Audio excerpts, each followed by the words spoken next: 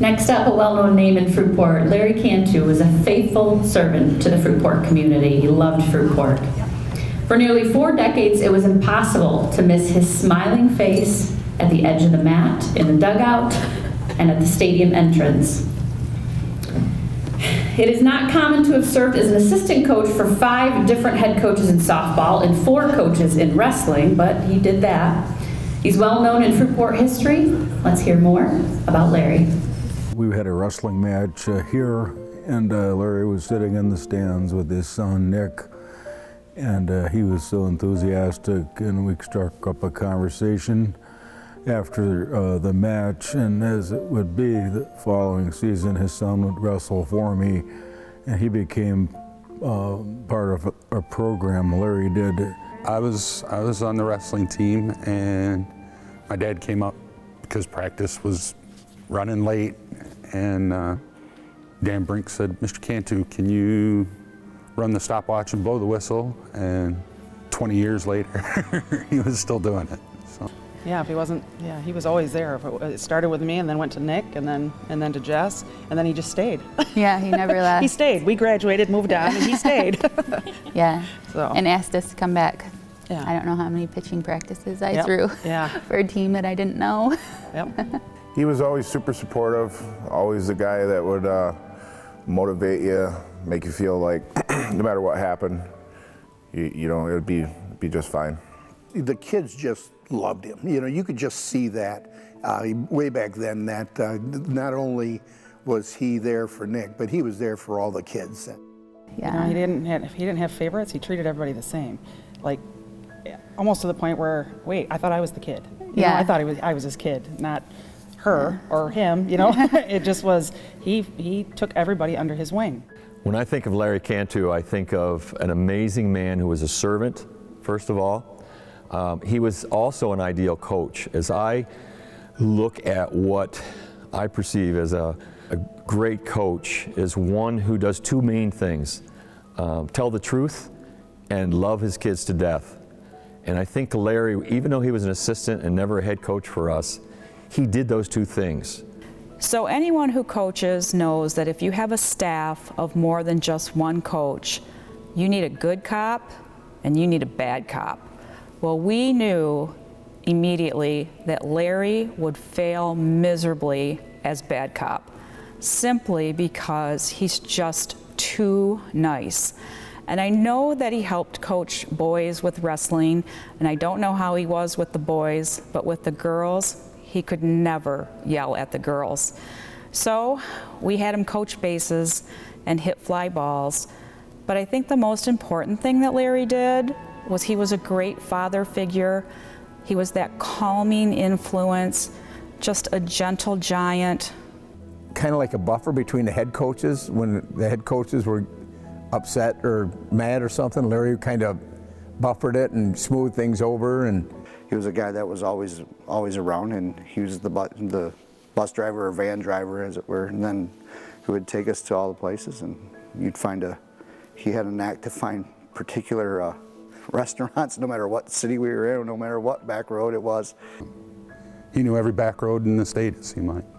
He would point stuff out. I knew this guy who lived here and that guy who lived there, and I worked on that farm over there, and your uncle and I built a car over here at this garage. And he always had his signature 20-ounce bottle of Coke with the top third filled with peanuts, and he'd drink that on the way to the tournaments.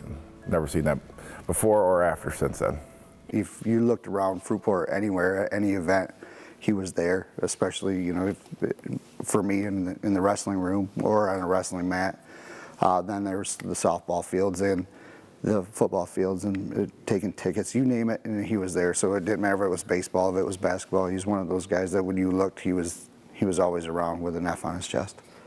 Well, it always struck me one time, we were in the gymnasium, I think it might have been Kanawha Hills, and it was a tournament format, and somebody made a disparaging comment about Fruitport, I guess it was. I kind of caught the tail end of it, and as I realized what was happening, he told the guy to be quiet, or else we could meet out at the parking lot. And that was really uncharacteristic of Larry, but Larry would defend Fruitport to its bitter end. He was passionate. He was passionate about the community and about athletics specifically here at Fruitport. He loved Fruitport. You could just tell by the amount of time he put in here. He bought shirts for the wrestlers one year, and his big thing was if you have the heart to be there, then it doesn't matter if you win or you lose. And so it was his saying, you leave your heart on the field, you leave your heart on the mat, all of that. So he made shirts one year for the team that was going into regionals or finals or something that said you got to have heart. And I remember him telling me about this speech that he gave, and I came to school and the entire wrestling team had these shirts on that said you got to have heart on it, and a Trojan in a heart-shaped shirt, and he was so proud of those shirts.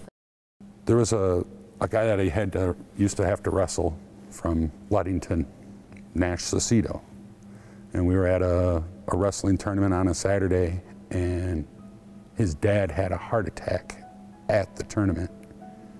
And they didn't. My dad gave him the last $50 he had, so they couldn't be turned away at the hospital.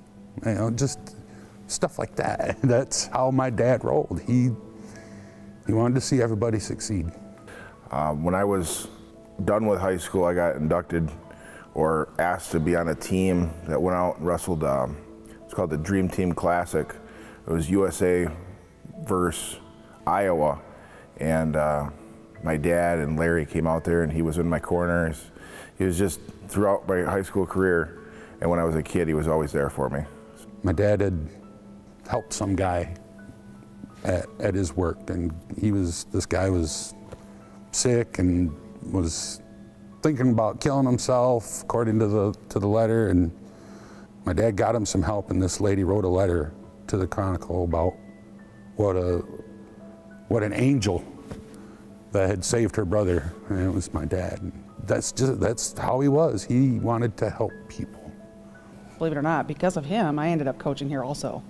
I mean, I coached 7 years here, and then I went on to coach in college, and I took a lot of those aspects of what my dad did with me on the field and brought those along to coaching also.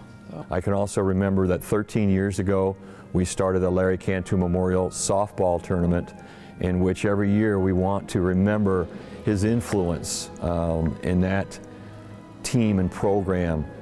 Well, everybody always puts somebody on a pedestal because of wins and losses, and that's, so much in coaching. I've coached for 35, almost 40 years now, and people don't realize the stuff that he did, and people that do the things that he did don't get recognized near enough, for the simple reason is you can't do it without him.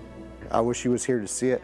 He's missed, and it's well deserved, and if there's anybody that deserves to be in this Hall of Fame, it's him. So congratulations to he and his family. So to the Cantu family, I would like to thank you for sharing such a wonderful man with our program. Larry Cantu might have worked for free, but the profound influence he had on hundreds of kids throughout the years is priceless. Thank you. I truly miss you, pal, and you will always be dear to my heart and so many other people as well. So, I know you're up there, and I know you would be crying, because you just would if you knew what was going on here. I'm sure you know, and you can be proud up there too. What a guy. Accepting the award for his father, please help me welcome Nick Cantu.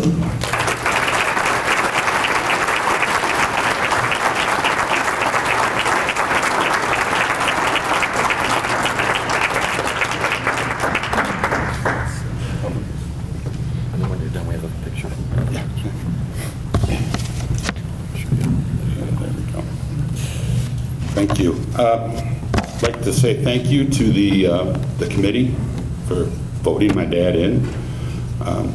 Special thank you to Dan Brink for nominating him. My dad truly cherished your friendship. So one of his best friends later in his life.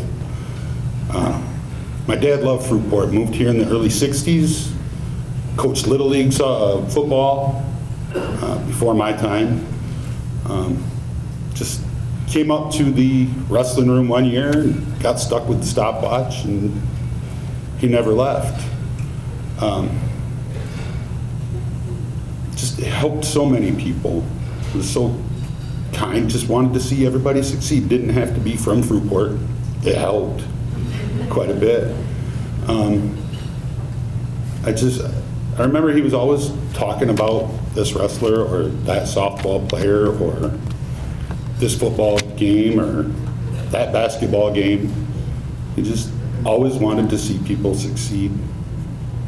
And 38 years of service, wow. I kind of don't know what to say, but I'm super proud. I know he would be proud. He'd be crying. An emotional man. Just wore his heart on his sleeve.